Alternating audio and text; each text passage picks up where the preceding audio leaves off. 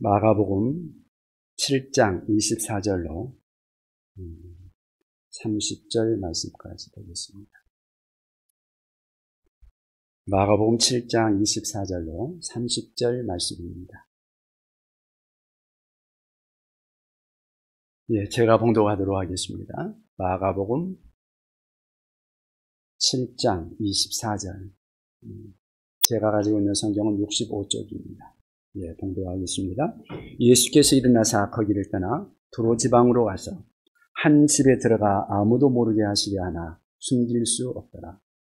이에 더러운 귀신 들린 어린 딸을 둔 한 여자가 예수의 소문을 듣고 곧 와서 그 발 아래 엎드리니, 그 여자는 헬라인이요 수로보니게 족속이라. 자기 딸에게서 귀신 쫓아내 주시기를 간구하거늘 예수께서 이르시되, 자녀로 먼저 배불리 먹게 할지니 자녀의 떡을 취하여 개들에게 던짐이 마땅치 아니하니라. 여자가 대답하여 이르되, 주여 올소이다마는 상 아래 개들도 아이들이 먹던 부스러기를 먹나이다. 예수께서 이르시되, 이 말을 하였으니 돌아가라. 귀신이 내 딸에게서 나갔느니라 하시매, 여자가 집에 돌아가 본즉 아이가 침상에 누웠고 귀신이 나갔더라. 아멘. 오늘은 마가복음 7장 24절로 30절 말씀 중심으로 큰 믿음이라는 제목으로 함께 말씀을 나누고자 합니다. 제가 좋아하는 찬송가 중에 나 같은 죄인 살리신 주 은혜 놀라워라는 그러한 찬양이 있습니다. 그 찬송을 작곡하신 분이, 작사하신 분이 존 뉴턴이라는 분인데 아주 유명한 분이시죠. 그런데 그분이 이런 이야기를 했습니다. 내가 천국에 가면 나는 세 가지 사실 때문에 놀랄 것이다. 첫째는 내가 천국에 가서 꼭 볼 것이라고 기대했던 사람들이 천국에 없는 것을 보고 나는 놀랄 것이다. 그리고 내가 천국에 가서 볼 것을 기대하지 않았던 사람이 거기 와 있는 것을 보고 나는 또 한 번, 두 번째 놀랄 것이다. 세 번째는 내가 거기에 천국에 가 있는 것을 보고 놀랄 것이다. 그렇게 말을 했습니다. 이 말이 기독교 교리를 부정하는 말은 아니죠. 다시 말하면 안 믿는 사람이 천국을 갈 수 있다거나 아니면 믿는 사람이 천국에 올 수 없다는 그런 말은 아닙니다. 외견상으로는 어떤 사람이 잘 믿는 것 같았어요. 그러나 사실은 믿지 않은 사람들이 얼마든지 있을 수 있는 거죠. 아마도 이런 사람들 때문에 천국에서 우리가 놀라게 될 것이다, 그 말이죠. 어떤 사람은 너무너무 잘 믿어서 천국에서 굉장히 큰 상을 받을 것 같았는데, 그런데 천국에서 보지 못할 수도 있는 그런 사람들이 있을 수도 있다는 것이고요. 어떤 사람들은 너무 조용해서 그냥 신앙생활을 별로 하는 것 표도 안 나고 그랬던 사람이 천국에서는 우리 주님의 칭찬을 받는 사람이 있을 수 있다는 것이죠. 이런 것들은 천국에서뿐 아니라 이 땅에서도 사실은 얼마든지 우리가 발견할 수 있는 내용들이기도 합니다. 사실 신앙이 가장 좋아야 할 사람, 우리가 그래도 본받고 싶어하는 사람들, 어떤 사람들인가요? 어떤 목사님들, 장로님들 아니에요? 그런데요, 기독교 역사에서 보면 목사님들이나 장로님들 이런 분들이 과연 신앙생활에서 끝까지 자기들의 신앙을 지켰는가? 기독교 역사에 보면 가끔 핍박의 시기에 목사님들이 그 신앙을, 그 박해를 견디지 못하고 신앙을 배반한 사람들이 의외로 많이 있습니다. 물론 장로님들도 많이 있고요. 여러분, 우리가 신앙생활을 하다 보면 외형적인 것만 가지고는 사실은 다 볼 수 없는 것이 사실입니다. 제가 신방을 다니면서 보면 평소에는 제 눈에도 잘 띄지도 않고 그냥 별로 그분에 대해서 관심 있게 보지 않았던 그런 분이 신방을 하면서 이야기를 나누다 보면 의외로 아주 진실하고 아주 순수하면서도 아주 그 마음에 진지한 믿음을 가지고 있는 사람들을 만나게 됩니다. 그런 사람들을 보면 나도 모르게 마음속에서 그분에 대한 감사, 존경, 그러한 마음들이 생길 때들이 있습니다. 여러분, 우리의 믿음이라는 것은 사실은 꼭 외형적으로 드러나는 것만 가지고 그렇게 우리가 판단할 수 있는 것은 아니라 하는 것을 우리가 좀 생각해 볼 필요가 있을 것입니다.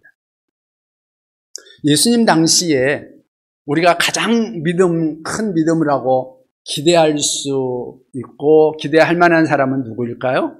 아마 예수님의 제자들 아닐까요? 그런데요, 예수님의 제자들 베드로, 야고보, 요한 이런 사람들을 향해서 우리 예수님이 하신 말씀을 보면 너희가 어찌하여 믿음이 없느냐, 믿음이 작은 자들아, 우리 예수님을 책망을 하시죠. 그리고 어떤 때는 너희 믿음이 어디 있느냐 그렇게 말씀하신 적도 있고요. 이렇게 제자들을 책망하고 나무래시고 꾸짖는 장면들이 이 복음서에 나오고 있단 말이죠. 그런가 하면 의외로 성경에 예수님의 믿음으로 인하여 칭찬을 받는 사람들이 있습니다. 큰 믿음으로 대표적으로 칭찬받는 사람이 어떤 사람이 있을까요? 물론 여러분들이 생각하는 이런 사람들이 생각날 수 있겠죠. 그런데요, 내 믿음이 크도다 하는, 믿음이 크다고 하는 칭찬을 받은 사람은 사실은 의외로 많지 않습니다. 두 사람이 나오는데요, 한 사람은 오늘 본문에 나오는 이 여인이고요, 또 한 사람은 로마의 백부장입니다. 로마의 백부장은 그 당시에 로마인이요, 이스라엘에 파견 나온 로마의 군인이죠.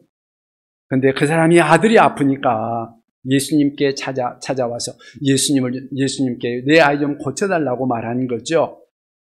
그런데 예수님 집에까지 오실 필요 없고 말씀만 해주십시오, 그렇게 말을 합니다. 여러분, 보통 우리들 같으면 어떻습니까? 목사님을 찾아가든지 우리 예수님이든지 간에 찾아갔으면 우리 집에 와서 우리 애가 지금 아프니까 우리 애한테 좀 손 얹고 기도 좀 해주십시오, 그러지 않겠습니까? 그런데 백부장은 말씀만 해주십시오 하고 말합니다. 예수님 오실 필요 없습니다. 말씀만 하면 내 아이가 나을 것 같습니다, 그렇게 말을 합니다. 이거는 예수님에 대한 절대적인 신뢰, 예수님께 대한 믿음이 있었던 거죠. 그렇지 않으면 어떻게 이렇게 말할 수 있었겠습니까? 이런 백부장을 보면서 예수님께서 뭐라고 하세요? 이스라엘 가운데서도 이만한 믿음을 가진 사람을 내가 보지 못했다. 그런데요, 이 백부장이 이스라엘 사람이냐고요? 아니었어요. 이방인이었습니다. 로마 사람이었습니다. 신앙적인 배경이 없는 사람이었습니다. 그런데도 불구하고 예수님을 믿었고 예수님의 칭찬을 받았습니다. 그런데 이스라엘 자기 백성들 안에는, 선민이라고 하는 그들 안에는 이러한 믿음을 가진 사람이 없었다. 그리고 오늘 본문에 나오는 이 여자가 우리 예수님의 칭찬을 받습니다. 오늘 이 같은 내용이 마태복음 15장에도 나오고 있는데요, 거기에 보면 우리 예수님께서 이렇게 말합니다. 여자여, 내 믿음이 크도다. 내 소원대로 되리라. 이렇게 말씀해 주십니다. 이 두 사람의 공통점이 있는데요, 이 두 사람 다 자식들 때문에 예수님께 나왔습니다. 아마 교회에 나온 사람들 많이 조사를 해보면 자식들 때문에 교회 나온 사람들이 상당히 많이 있을 거예요. 자식이 너무너무 안타까운데 자기가 아무리 해도 해결책이 없으니까 해결책을 찾다가 우리 예수님께 나오는 사람들이 제가 보는 중에도 많이 있어요. 오늘 보면 이 본문에 이 두 사람도 사실은 자식 때문에 예수님께 나왔습니다. 그리고는 우리 예수님을 만나게 된 거죠. 그리고 우리 주님 앞에 칭찬을 받으면서 아주 귀한 믿음, 큰 믿음이라고 우리 주님 앞에 칭찬을 받습니다. 그런데 이 두 사람을 객관적으로 비교해보면 어떻게 보면 백부장보다도 이 여인의 믿음이 더 귀한 거 아닌가 생각을 해봅니다. 왜냐하면 이 여인의 경우에는 커다란 기적을 기대한 어떤 것도 아닙니다. 커다란 어떤 대우나 은혜를 받으려고 기대한 것도 아닙니다. 본문의 이 절정이라고 말할 수 있는 그러한 말을 살펴보면 어떤 말이 나오냐면 여자가 대답하여 가로되 주여 올소이다마는 상아리 개들도 아이들의 부스러기를 먹나이다 하는 말이죠. 주님, 저는 부스러기라도 좋아요. 부스러기라도, 그 부스러기 은혜라도 저에게 주세요. 여러분들 그런 믿음이 있으십니까? 이건 절박한 심정이죠. 우리나라 속담에 지푸라기라도 붙든다는 그런 말이 있잖아요. 아마 이 여인의 심정이 그런 거 아닌가. 그런데 부스러기라도, 그래서 내 딸이 고침을 받을 수만 있다면 부스러기 은혜라도 베풀어 주세요 하는데 우리 예수님께서 이 여인에게 부스러기 은혜를 주시나요? 큰 은혜를 베풀어 주시는 거죠. 예수님은 이 여인이 가졌던 믿음이야말로 큰 믿음이라고 함께 칭찬까지 해주십니다. 여러분, 오늘 우리를 둘러싸고 있는 답답한 환경, 그리고 이 답답한 현실 속에서 우리도 우리 주님 앞에 나와서 기도할 때에 우리 기도가 우리 주님 앞에 응답되기 위해서 우리는 이 여인에게서 배워야 할 것이 있지 않을까요? 이 여인이 가졌던 이 믿음, 그 큰 믿음은 어떤 믿음이었을까요? 하나님의 은혜를 경험하기를 소망하는 사람들마다, 내가 가진 절실한 문제에 대한 응답을 구하고자 하는 사람들마다 이 여인에게서 배워야 할 믿음이 있습니다. 그렇다면 이 여인이 가졌던 이 믿음, 큰 믿음, 이 믿음의 특성은 어떤 것일까요? 첫째는 불리한 조건을 극복하는 믿음입니다. 불리한 환경과 그 조건들을 극복하는 믿음이었다. 다시 말하면 예수 믿을 만한, 하나님을 믿을 만한 그러한 조건이 하나도 없는데 그런데도 믿었다는 말입니다. 먼저 우리가 이 여인을 어떻게 소개하고 있는가 성경을 볼까요? 오늘 본문 26절에 보면 이 여자는 헬라인이요 수로보니게 족속이라. 자기 딸에게서 귀신 쫓아내주기를 간구하거늘 이렇게 말합니다. 이 여자가 어디 여자라고요? 헬라 여자다. 여기서 헬라 여자라 그런 말은 이스라엘 백성이 아니다 그런 의미죠. 그리고 마태복음에 보면 가나안 여자라고 그렇게 쓰여져 있습니다. 똑같은 사건인데 어디에서는 헬라라고 말하고 있고 어떤 사람은 가나안 사람이라고 말을 하고 있습니다. 이 말은 어떻게 이해하시면 좋냐면 이스라엘 백성들은 그 당시에 자기 백성이 아니면 그냥 그 당시에는 헬라 문화권에 있었기 때문에 자기 백성이 아니면 헬라 사람이라 그냥 그렇게 말을 한 거예요. 그래서 흔히 통상적으로 부르는 그런 명칭이었다 이해하시면 될 것 같고요. 또 한 가지는 뭐냐면 가나안 사람이라고 말하고 있는 이유는 사실은 이스라엘 백성들이 자기들이 이곳에 와서 살고 있는데 자기 땅에서 밀려난 그 본토 지역에 살았던 사람들, 그런 사람들을 향해서는 일반적으로 그냥 가나안 족속이다 그런 식으로 성경에 많이 표현을 하고 있습니다. 그러니까 그 당시에 그 사람들은 그냥 가나안 사람이라고 말을 한 거죠. 헬라 사람이나 가나안 사람이나 사실 같은 의미라고 여러분들이 이해하시면 될 것 같습니다. 그런데 본문에 보면 그가 수로보니게 족속이다 그렇게 말을 하고 있습니다.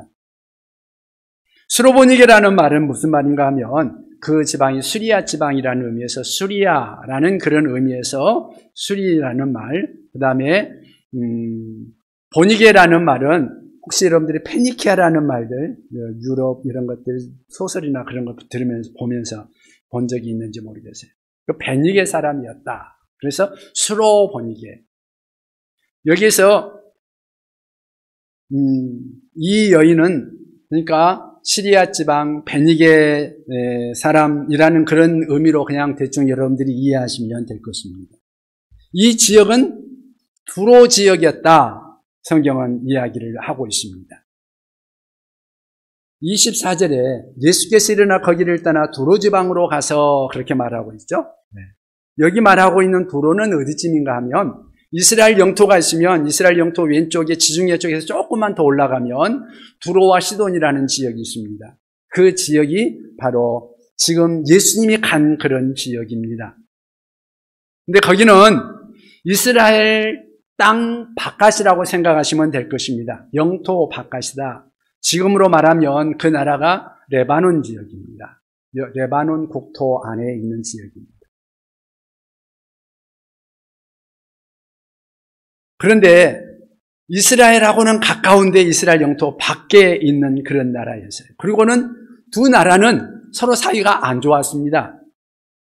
이스라엘 사람들은 자기들하고 같지 않는 그런 이 지역에 대해서 아주 적개감을 가지고 있었고요.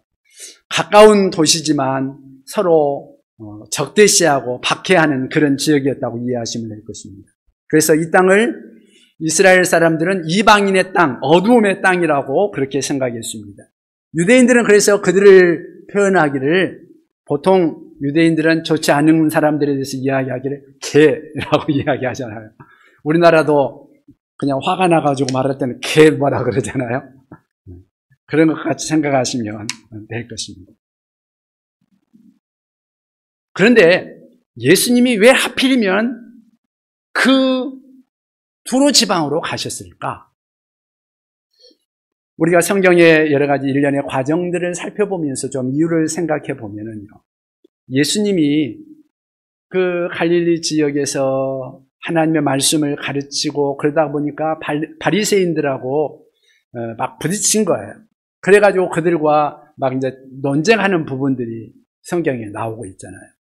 바리새인들이 예수님을 율법을 파기한다고 안식일을 지키지 않는다고 하면서 예수님을 자꾸 이제 비판하고 예수님을 적대시하니까 예수님이 너무 피곤한 거죠. 그래서 이들의 핍박을 피해서 좀 예수님이 쉴 필요를 느낀 거죠. 그런데 이스라엘 땅 안에서는 쉴 만한 자리가 없는 거예요. 조용히 있을 수가 없어요. 사람들이 몰려오니까. 그래서 이스라엘 땅 밖으로 외국으로 좀 쉬려고 피신을 갔다고 이해하시면 될 것입니다.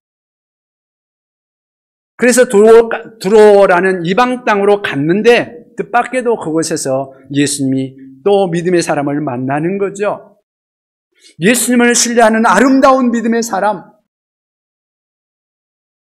이 사람을 예수님께서 만나게 됩니다. 이 믿음을 가지는 이 여인을 보면은 사실은 어떻게 보면 믿음을 가질 만한 어떤 배경이 전혀 없는데 어떻게 해서 이 여인이 아름다운 믿음을 가질 수 있었을까 하는 그런 생각을 하는 것입니다. 여러분, 사실 이런 배경들을 살펴보면서 믿음을 가질 만한 그러한 조건이 없는데도 불구하고 믿음을 가진 사람들은 얼마든지 많이 있거든요. 우리가 신앙생활 하다 보면 꼭 모태신앙을 가진 사람, 그런 사람들이 꼭 신앙이 좋은 게 아니죠. 어떻게 보면요, 모태신앙인 사람들 이야기하다 보면 그 신앙이 이상하게 비비 꼬여 있는 사람들이 많이 있어요. 물론 신앙이 좋은 사람들도 많이 있죠. 그런데 오히려 그렇지 않은 사람, 전혀 믿음의 배경이 없는 사람이 예수를 믿었는데 그 사람이 신앙이 그냥 아주 순수하고 우리 주님 앞에 적극적인 믿음을 가진 사람들, 그런 사람들이 얼마든지 있는 것을 우리는 볼 수 있습니다. 이 여인이 그런 믿음의 소유자였다고 말할 수 있을 것입니다. 사실 이 여자는 인종적인 배경에서 여러 가지 환경적인 면에서 예수님을 알 수 있는 그런 조건이 없었던 거예요. 거기에다가 여자였어요. 여러분, 남자가 아닌 여자, 요즘의 여자야 여성 상위 시대를 살아가고 있는 시대니까 남자와 여자 무슨 구별이 있겠습니까만은 그 당시에는 여자들은 생활을 여러 가지 여건들이 너무너무 안 좋았어요. 그래서 유대인들이 감사할 때 나는 여자로 태어나지 않는 것에 대해서 감사합니다. 그렇게 감사 제목 중에 하나 있었다는 거잖아요. 그만큼 여자들은 그 당시에 사회적으로 인권이 박탈당하고 전시당하고 있었던 그런 시대였습니다. 그것 때문에 어려운 여러 가지 조건들이 있었음에도 불구하고 그가 예수님을 믿을 수 있었다는 것이죠. 여러분, 우리가 전도를 하다 보면 워낙 자기가 여러 가지 조건들이 안 좋으니까 그것 때문에 예수 못 믿겠다고 하는 사람들이 있잖아요. 그러한 조건들, 열악한 환경들, 그런 것들 때문에 거기에서 조금 벗어나면 예수 믿겠다 하는 그런 사람들이 가끔 있는 것을 여러분들이 발견할 것입니다. 그런데 여러분, 내가 무력하기 때문에, 내가 힘이 없기 때문에, 내가 조건이 안 좋기 때문에 우리 하나님이 필요하지 않을까요? 오히려 내가 무지하기 때문에, 내가 힘이 없기 때문에, 내가 조건이 안 좋기 때문에 오히려 더 우리 주님 앞에 나와서 주님의 도우심을 필요로 하지 않을까요? 그러니까 우리가 좋지 않은 환경, 그것은 불리한 조건이 아니라는 말이죠. 환경은 우리 하나님을 믿는 데 있어서 불리한 조건이 아니다. 오히려 내 육체적인 질병 때문에 주님 앞에 나올 수 있었다면 육체적인 질병은 오히려 우리 하나님 앞에서는 은혜의 통로가 되지 않을까요? 이런 의미에서 이 여인은 불리한 조건을 극복하고 우리 주님을 믿는 믿음에 도달한 그러한 유형의 사람입니다. 불리한 조건, 불리한 여러 가지 환경들을 극복한 믿음. 여러분들도 그런 것들을 생각하며 이 여인을 보면서 여러분들에게 어떠한 불리한 조건이 있거든 그 불리한 조건을 가지고 오히려 우리 주님 앞에 나올 수 있는 여러분들이 수 있기를 바랍니다. 그리고 두 번째는 이 여인은 예수님의 냉소적인 거절을 극복한 믿음이었습니다. 어떻게 보면 예수님의 말씀에서 이 여인은 상당히 고통을 느낄 수 있을 만한 그러한 환경이었는데 그것을 극복했습니다. 26절에 보면 이 여인은 헬라인이요 수로보니게 족속이라 자리 딸에게서 귀신 쫓아내주기를 간구하거늘. 그때 예수님이 뭐라고 말해요? 27절에 보니까 27절에 예수께서 이르시되 자녀로 먼저 배불리 먹게 할지니 자녀의 떡을 취하여 개들에게 던짐이 마땅하지 아니하다고 말하고 있습니다. 여러분, 이것이 예수님의 허락입니까? 거절입니까? 어떻게 생각해요? 거절이죠. 거절도 그냥 거절하는 것이 아니라 거의 모욕에 가까운 것처럼 들릴 수 있습니다. 자녀의 떡을 취하여 개들에게 던짐이 마땅하지 아니하다. 이 말을 들으면서 어떤 사람들은 예수님도 편견을 가지고 있었나? 하는 그렇게 생각하는 사람들이 있습니다. 여러분, 편견이라고 말을 하면 어떤 것일까요? 편견이라고 하면은 그 편견은 오래가는 거죠. 사실 전라도 사람들하고 경상도 사람들하고 사이가 많이 안 좋죠? 편견을 가지고 있는 거예요. 그거 쉽게 안 깨집니다. 1년, 2년 사이에 깨지지 않아요. 지금 몇십 년이 지났는데도 쉽게 깨지지 않고 있어요. 그런데 편견이라고 말할 때는 그렇게 쉽게 깨지지 않는 것이 편견이죠. 그런데 우리 예수님은 어떻습니까? 예수님은 이 여인과 대화를 하다가 조금 있다가 이 여인을 칭찬하시면서 이 여인의 기도하는 대로 다 응답을 해주시잖아요.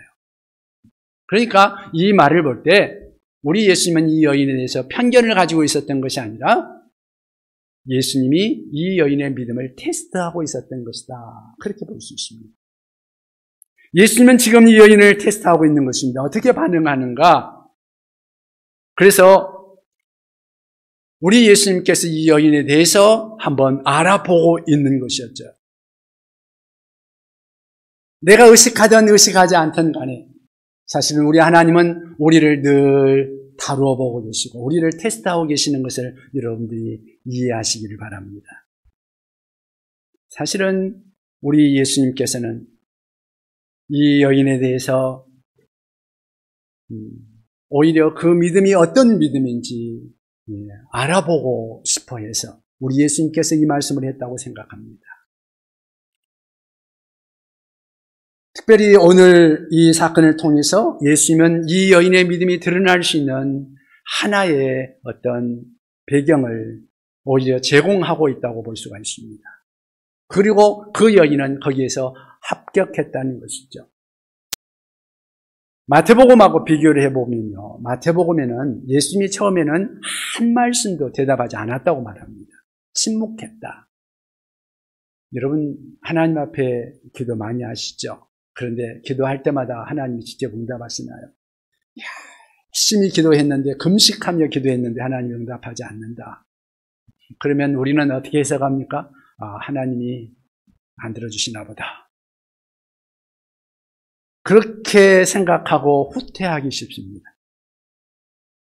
그러나 참된 믿음을 가지고 있는 사람이라고 한다면, 한번 확신하고 기도했다면 그렇게 쉽게 물러설 수 없을 것입니다.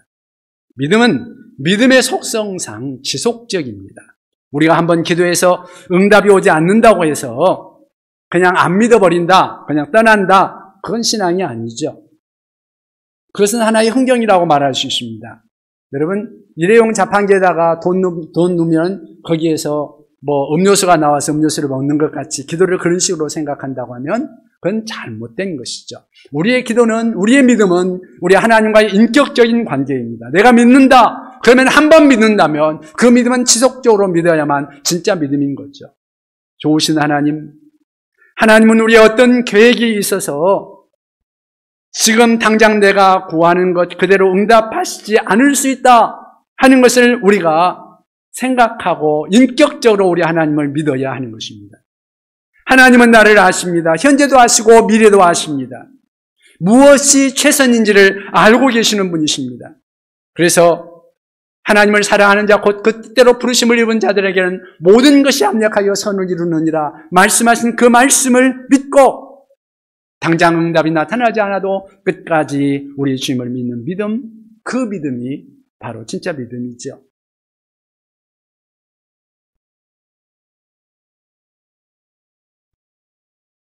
성경은 우리 주님께서 우리들에게 그러한 믿음을 요구하는 그러한 부분들이 나오는 것을 볼 수 있습니다. 그 불의한 재판장의 비유에서도 우리는 볼 수 있는 게 한 여인이 억울한 일이 있어서 불의한 재판장에게 계속 가서 해결해달라고 억울함을 호소하는데 재판장이 안 들어주다가 나중에는 어쩔 수 없으니까 귀찮아가지고 그냥 그 요구를 들어주는 그런 내용이 나옵니다. 그런데 그때 예수님이 뭐라고 말합니까? 이 불의한 재판관이 하는 것을 봐라. 하물며 하나님께서 밤낮 부르짖는 택하신 자들의 원한을 풀어주지 않겠느냐? 그렇게 말씀하십니다. 여러분, 우리 하나님께서 이 불의한 재판관과 같은 것이 아니라 하물며 그렇게 말합니다. 우리를 사랑하시고 자기 아들까지 내어주신 그 하나님께서 하물며 그 재판장도 그렇게 하는데 하나님이 너희의 기도를 들어주시지 않겠느냐? 그렇게 말씀하고 있는 거죠. 그런데 거기에 예수님께서 한마디 더 붙인 말씀이 있습니다. 그런데 인자가 올 때의 세상에서 믿음을 보겠느냐? 다시 말하면 주님이 역사하실 때 드디어 주님이 응답하실 때에 믿음을 보겠느냐 하는 그런 말입니다. 주님은 믿음을 매개로 해서 우리들이 주님 앞에 나갈 때 우리의 믿음을 매개로 해서 응답하신다는 사실을 여러분 기억하십시오. 어떤 믿음인가요? 여기에서 보면은 우리 주님께서 우리들을 알고 계시고 우리들에게 응답해 주실 것이라는 것을 확실하게 믿고 지속적으로 우리 주님을 신뢰하면서 나아가는 그러한 믿음이죠. 응답의 사인이 없어도 끝까지 주님을 신뢰하는 그러한 믿음이죠. 하늘이 아무리 어두워 보여도 아무런 응답의 사인이 없어도 하나님이 침묵할 때 그때도 우리 주님 앞에 구하는 믿음, 그것이 바로 우리 주님이 원하시는 그러한 믿음이라고 말할 수 있을 것입니다. 그래서 하나님 앞에 나오는 사람들은 이런 믿음이 필요한 것입니다. 지속적인 신뢰죠. 그래서 풍성한 응답을 경험하는 사람들에게 있어서 꼭 필요한 요소가 이렇게 지속적으로 주님 앞에 끈기 있게 인내하면서 나아가는 믿음이 필요한 것입니다. 저는 여러분들이 기도하다가 빨리 응답이 오지 않더라도 이렇게 끝까지 우리 하나님 앞에 나와서 기도할 수 있는 그러한 끈기 있는 믿음을 가질 수 있기를 바랍니다. 하나님이 거절하시는 것이 아니라 거절한 뒤에는 그 배경에는 우리 하나님께서 우리를 지켜보고 계신다는 것. 때로는 우리를 바라보면서 우리를 향하여서 미소 지으며 우리에게 응답을 준비하고 계시는 그 하나님을 여러분들이 생각하며 우리 주님 앞에 정말 우리 주님이 의도하신 것이 무엇인지를 여러분들이 찾으면서 우리 주님 앞에 엎드려서 기도할 수 있는 여러분 되시길 바랍니다. 그래서 냉소적 거절을 극복할 수 있었던 이 여인의 믿음, 이 여인의 믿음을 여러분들이 기억하면서 여러분들도 믿음으로 우리 주님의 응답을 받을 수 있기를 바랍니다. 여러분, 이 여인이 우리 주님 앞에서 응답받는 이 모습을 보면서 이 여인에게서 배워야 할 믿음, 과연 어떤 믿음인가? 세 번째는 은혜에 매달리는 믿음이었다는 것입니다. 주님의 은혜에 매달리는 믿음, 이 거절 같은 음성을 듣고도 이 여인이 우리 주님 앞에 끝까지 매달려서 우리 주님의 은혜를 받는 이 모습을 우리가 기억해 보면 좋겠습니다. 오늘 본문에서 클라이막스라고 생각할 수 있는 그러한 내용이 28절에 나오고 있죠. 28절을 우리 같이 한번 읽어볼까요? 같이 읽겠습니다. 여자가 대답하여 이르되 주여 올소이다마는 창 아래 개들도 아이들이 먹던 부스러기를 먹나이다. 아멘. 얼마나 재치 있는 말입니까? 이 말을 보고 어떤 사람들은 자존심도 없나 그렇게 생각할지도 몰라요. 그러나 은혜 받으려면 사실은 그 자존심을 극복해야 되지 않을까요? 그 자존심 때문에 은혜 받지 못한 사람들이 얼마나 많은지 모릅니다. 저는 이 여인의 자세가 참 중요하다고 생각합니다. 그 은혜에 매달리는 믿음, 저는 이 여인에게 주님에 대한 분명한 신뢰가 그 마음 바탕에 존재하고 있었다고, 그래서 그 믿음이 있었기 때문에 이 말을 할 수 있었다고 생각합니다. 28절에 우리가 또 한 가지 중요한 단어가 하나 있는데 그것은 주여라는 단어입니다. 예수님 앞에 나오면서 여인이 처음 나오면서 예수님을 향하여 주여라고 말을 합니다. 그래서 어떤 성경학자는 말하기를 마태복음 전체를 통해서 예수님을 향해서 처음 나와서 예수님을 주여라고 부른 사람은 이 여인밖에 없다, 그렇게 말을 합니다. 그렇다면 이 여인이 예수님 앞에 나오기 전에 이미 예수님이 누군지를 알고 있었다는 그러한 의미입니다. 이 주여라는 말은 단순히 그저 병 고치는 분 정도로만 아는 것이 아니라 이분이 바로 메시아요, 우리 하나님께서 약속하신 구세주라는 사실을 이 여인이 믿고 있었다는 그러한 말입니다. 그래서 구원자로서 예수님을 주님이라고 부른 거죠. 마태복음에 보면은요, 좀 더 구체적으로 나오고 있는데 거기에는 주 다윗의 자손이여 나를 불쌍히 여기소서 그렇게 말합니다. 여러분, 주 다윗의 자손이라는 말은 무슨 의미일까요? 거기에는 중요한 의미가 있습니다. 다윗의 자손이라는 말은 이스라엘 민족에게는 메시아라는 그런 의미입니다. 구원자라는 그러한 의미입니다. 이스라엘을 구원할 자, 하나님이 약속하신 메시아, 그가 바로 다윗의 자손으로 오신다고 말을 했기 때문이죠. 그렇다면 이 여인은 예수 그리스도가 바로 메시아라고 믿었다는 말입니다. 그래서 이 여인은 아마 성경을 상당히 알고 있었던 사람 같습니다. 구약 성경을 보면서 구약이 약속하신 메시아에 대한 약속을 이 여인이 들은 거죠.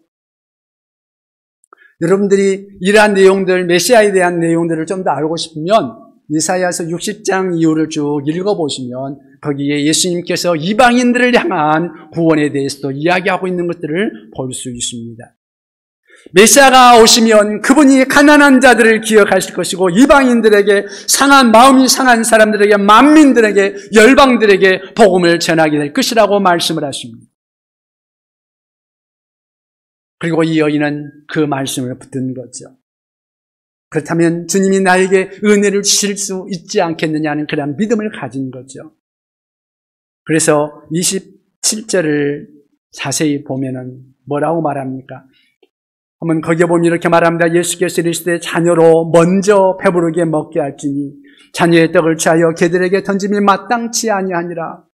이것은 외견상 거절처럼 들리지만 사실은 거기에도 우리가 한 가지 생각해 볼 수 있는 그런 중요한 말이 한마디 있습니다.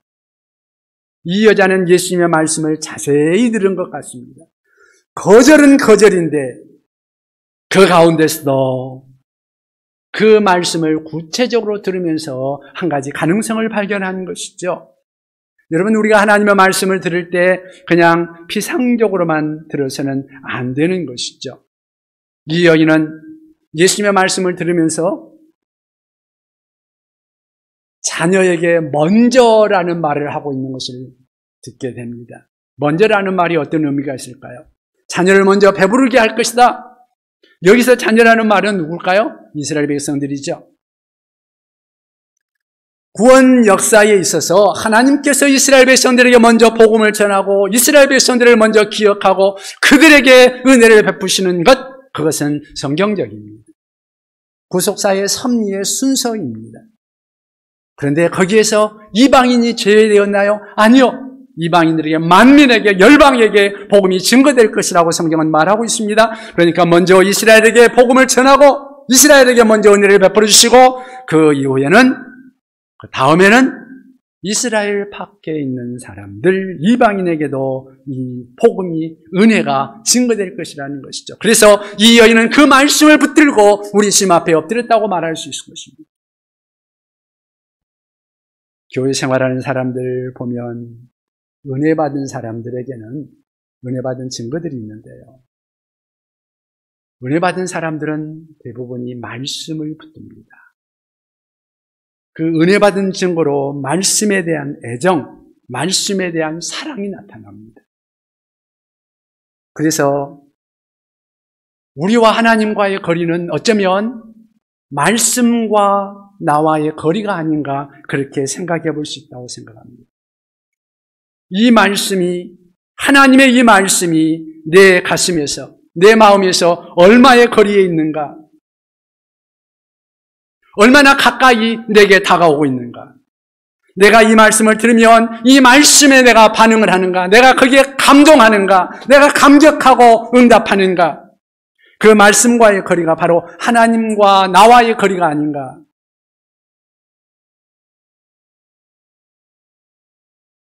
은혜 받은 사람들에게 나타나는 그 현상은 그 거리가 가깝다는 거죠. 여러분들은 어떻습니까? 성경은 믿음은 들음에서 나며 들음은 하나님의 말씀에서 난다고 말하고 있습니다. 말씀이 우리에게서 생명이 될 수 있기를 바랍니다.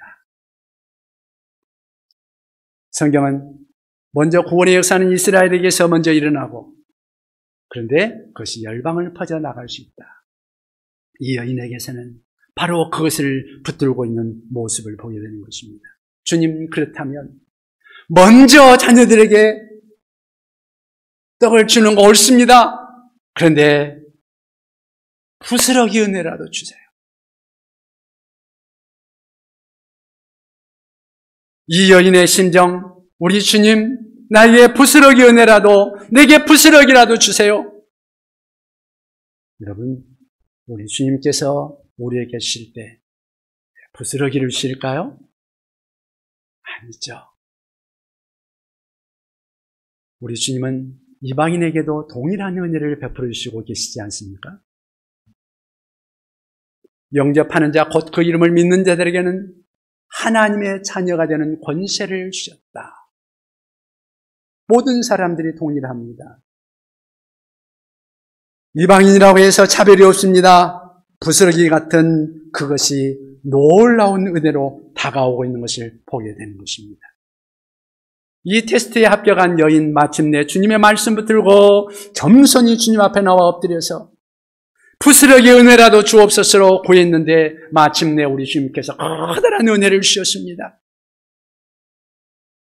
이 여인에게 우리 하나님의 은혜가 임한 것 같이 오늘 우리들에게도 그러한 은혜가 임하기를 바랍니다. 우리 주님 앞에 구하는 자들마다, 이 여인과 같은 믿음으로 주님 앞에 나아가 주님 앞에 구하는 자들마다 이 은혜를 받고 말씀 붙들고 주님과 동행할 수 있는 우리가 될 수 있기를 바랍니다. 주님 부스러기 은혜라도 주시옵소서. 이 믿음을 가지고 주님 앞에 나아가 우리 주님의 응답받으며 주님과 통행하는 여러분 되시기를 주님의 이름으로 축원합니다. 기도하겠습니다.